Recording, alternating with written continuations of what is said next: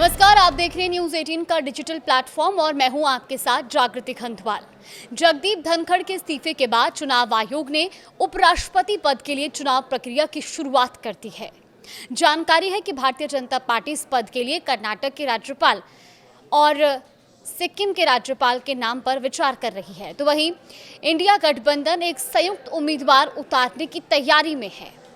चुनाव आयोग की ओर से जारी अधिसूचना के मुताबिक 7 से 21 अगस्त तक उपराष्ट्रपति चुनाव के लिए नामांकन दाखिल किया जा सकेगा और फिर 22 अगस्त को नामांकन पत्रों की जांच होगी।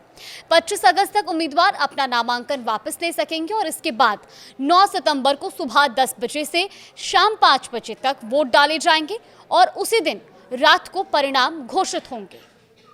सूत्रों का कहना है कि भले ही एनडीए गठबंधन के पास पूर्ण बहुमत हो, लेकिन विपक्ष मानता है कि मुकाबला पूरी तरह एक तरफा नहीं है और उसे चुनाव से पीछे नहीं हटना है।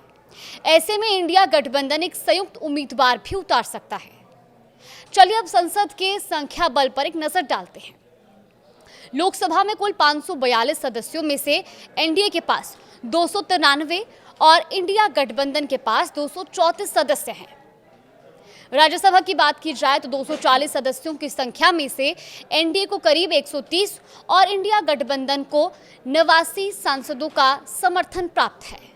इंडिया गठबंधन को 79 सांसदों का समर्थन प्राप्त है, यानी कुल मिलाकर एनडीए के पास 423 और इंडिया ब्लॉक के पास 313 सांसदों का समर्थन है। इसके अतिरिक्त सदस्य किसी भी खेमे से नहीं जुड़े हैं। चलिए अब आपको विस्तार से बताते हैं कि उपराष्ट्रपति कैसे चुना जाता है। उपराष्ट्रपति का चुनाव निर्वाचक मंडल करता है, जिसमें लोकसभा और राज्यसभा के सभी निर्वाचित और नामित सदस्य शामिल होते हैं।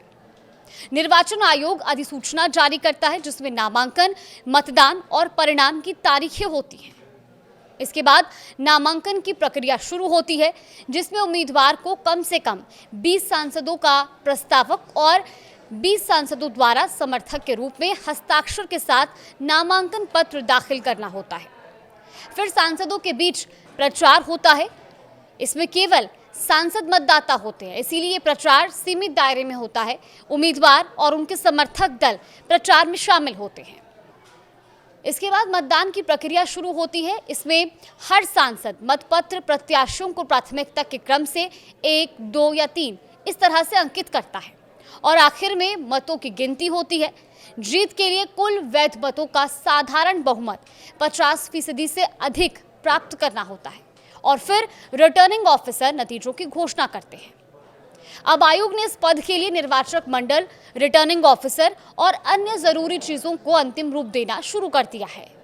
आयोग की तैयारियों के बीच बीजेपी की कोशिश होगी कि इस पद का उम्मीदवार किसी अन्य सहयोगियों को बनाने के बजाय अपने उम्मीदवार का नाम तय कर उसके नाम पर सहयोगी दलों को राजी करे और 9 सितंबर को भारत के उपराष्ट्रपति का ऐलान हो जाएगा।